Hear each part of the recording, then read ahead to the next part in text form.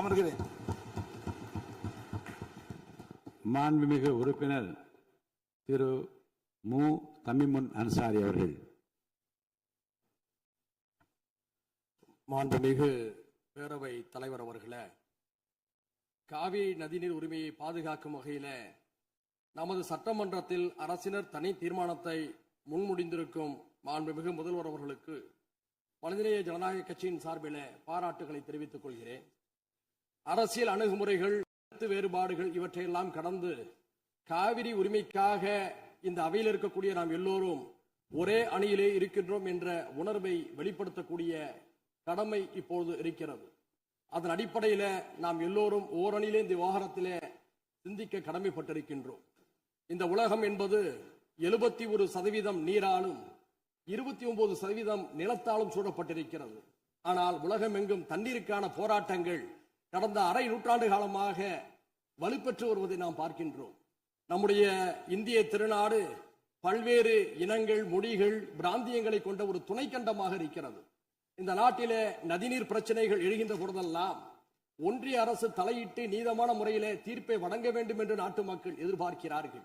ஏனென்று சொன்னால், ஒரே நாட்டிலே வாழக்கூடிய ஒரே நாடாளுமன்ற தத்துவத்தை ஏற்றுக்கொண்ட நமக்கு மத்தியில நதிநீர் பிரச்சனையின் காரணமாக பிளவு ஏற்பட்டுவிடக் கூடாது என்ற அச்ச உணர்வு ஜனநாயக சக்திகள் எல்லோருக்குமே இருக்கிறது.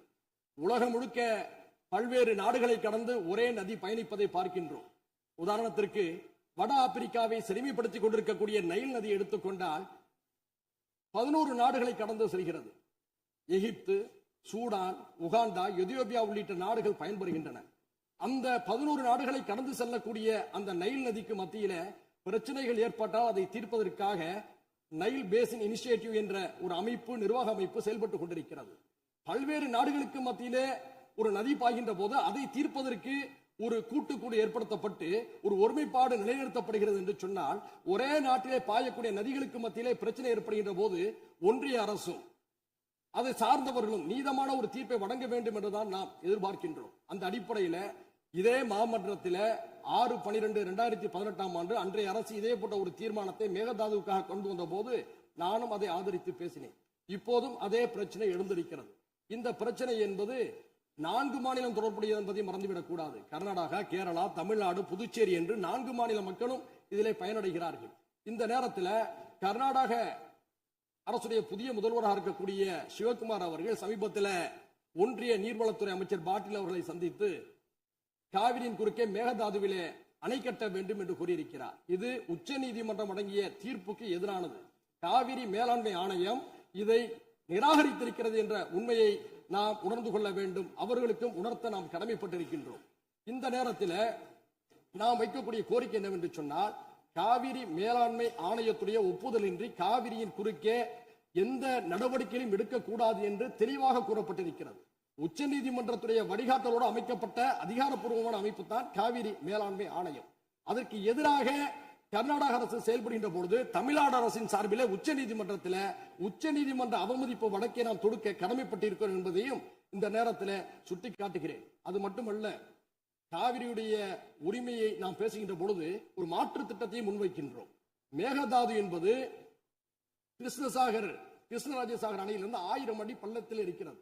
அங்கே மேகதாதுவில் அணை கட்டினால் கர்நாடகத்துறை விவசாயமும் பாதிக்கும் என்று கர்நாடக விவசாயிகள் கூறியிருக்கிறார்கள்.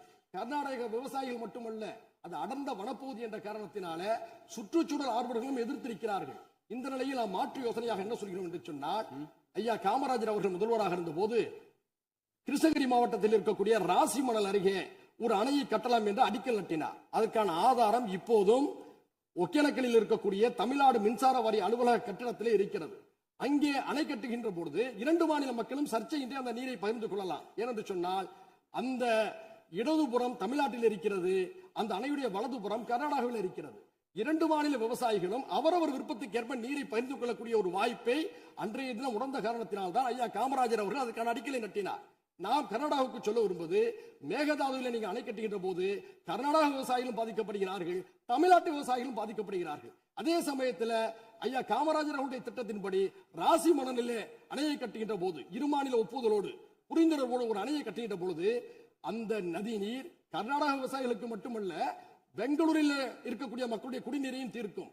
தமிழ்நாட்டில தஞ்சை சமவெளி விவசாயிகளுக்கு மட்டுமல்ல, ராமநாதபுரம் தொடங்கி சென்னை வீராணம் குடிநீர் வரை பயன்படுத்தக்கூடிய நம் எல்லோருக்கும் பயனளிப்பதாக இருக்கும். எனவே இரு மாநில மக்களும் நலன் தரக்கூடிய அந்த திட்டத்தை பரிசீலிக்கலாமே தவிர மேகதாதுவில் அணை கட்டக்கூடிய முயற்சி என்பது உச்சநீதிமன்றத்துடைய தீர்ப்புக்கு எதிரானது என்ற அடிப்படையில் இந்த முதல்வர் அவர்கள் முன்மொழிந்திருக்கக்கூடிய இந்த தீர்மானத்தை மனிதநேய ஜனநாயக கட்சியின் சார்பில் வழிமுடிந்து அமருகிறேன். நன்றி.